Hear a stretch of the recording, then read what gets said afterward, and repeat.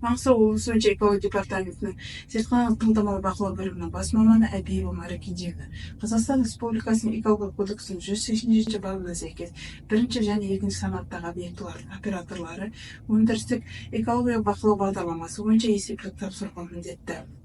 Қазақстан Республикасының қоршаған орта және табиғи ресурстар туралы ұлттық деректер банкінде электрондық нысанда өндірістік экология бақылау нәтижесі бойынша мерзімді есептер ұсынады.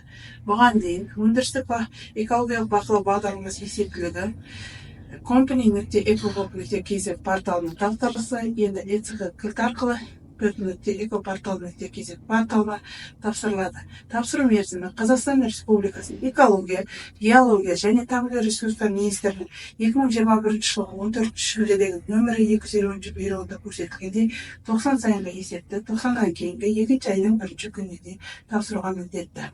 Қазақстан Республикасының экология және табиғи ресурстар вице-министрінің төрағалығымен Қазақстан Республикасы қоршаған орта мен табиғи ресурстар жай-күйі туралы ұлттық деректер банкінің өндірістік экологиялық бақылау модельінің жұмысы жөніндегі кеңестің қорытындысы бойынша өндірістік экологиялық бақылау есептілігін тапсыру мерзімі 2024 жылдың 1 маусымына дейін ұзартылғаны туралы хабарлаймыз.